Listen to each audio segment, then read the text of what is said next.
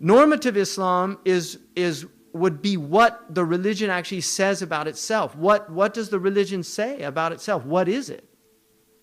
How do we know what Islam is? Is Islam simply the hijab? You see, if you go to, now you have, for instance, in Syria, you have a hijab, like it's a raincoat.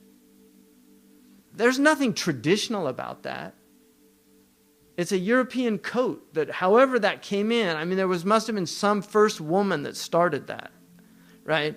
But that is not a traditional dress. If you want to see a traditional Shami dress, you have to go to Palestinian villages or Syrian villages where they wear those traditional. They used to have their own little, it would tell you knew what village they were from based on the patterns on the hijab, right? So you would know where they were from. But now you have, for instance, the chador, which is basically the Iranian version of the hijab, which probably is close to what some of the early Muslim women were wearing, but it wasn't black. I mean, we know that black was actually, they couldn't sell the black hijabs in the 3rd century in Medina, and they actually, Darimi had to write some lines of poetry for this poor Iraqi hijab merchant who brought all this black cloth and none of the women wanted it. And so he wrote this thing about how tempting black was on women and how good it made them look. And suddenly they were selling out of the black hijabs, right? Early marketing. But the point is that Muslim women, this idea that black somehow is black is a mourning dress. It's what people wear like for funerals and things like that, right? Black. But this idea in Tunisia, in Morocco, women wore white and wear black. If you go to West Africa, women have always worn colorful garments. In Mauritania, they wore what they call Nil, right, which was a blue, and it actually made them blue. And the men wore the blue turbans from it, so they're called the blue men, the zurq, because they would turn blue from it. But the women actually thought it was attractive. Their whole skin got dyed blue. So you see these Mauritanian women, they look blue. They don't wear that anymore. Now they wear the colorful milhafa, which was introduced by merchants. So those change. But does the hijab change? Do the essential demarcations of the hijab change? That's normative Islam. Descriptive Islam is how they choose to wear that hijab. But normative Islam is what tells you what the hijab is. All right, there's a big difference between the two.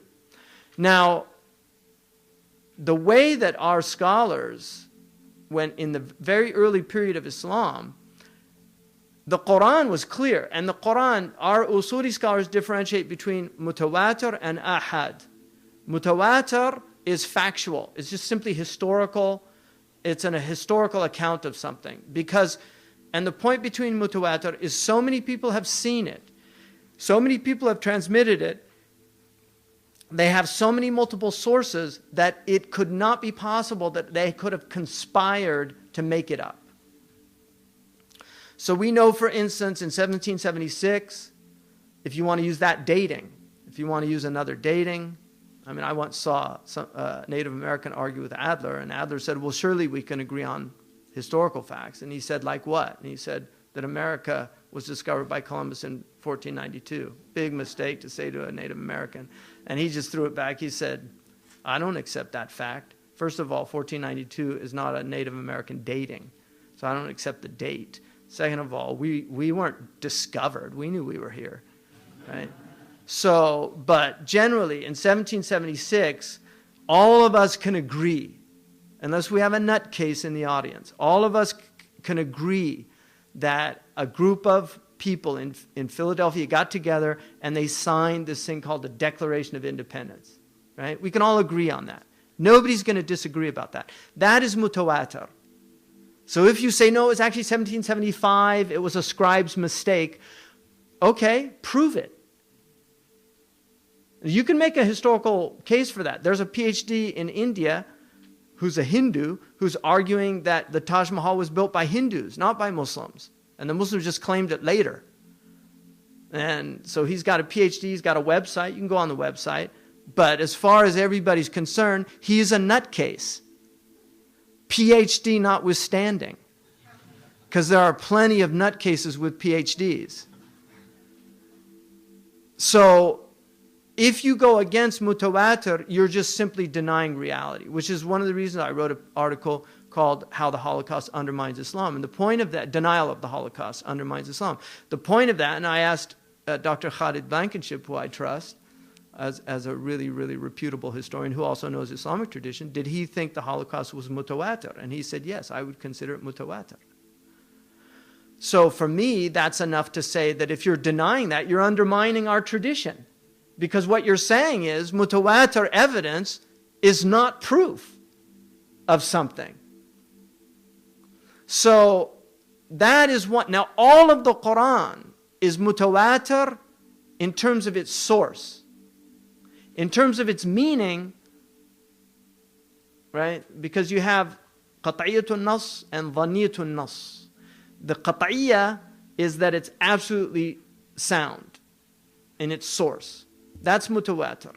But the meaning of the text, if all of the ulama agreed on it, and we had hadith that the Prophet ﷺ said this is what it means, then we would have to say this is the meaning of the text. But if there isn't that agreement, then it becomes dhanniya. It's probable, the meaning. But the meaning is exhausted linguistically.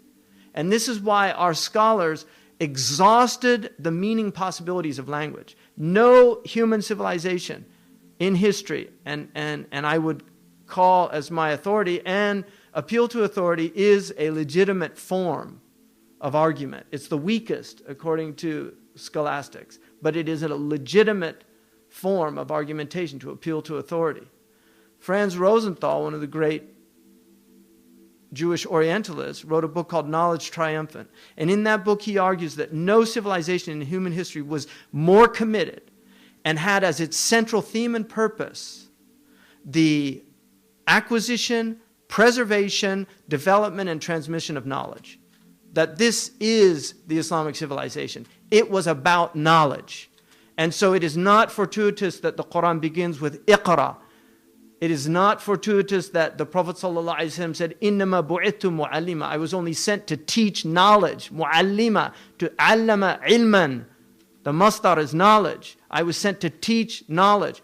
All of these things are at the core of what the meaning and purpose of Islam is as a religion. It is about knowledge.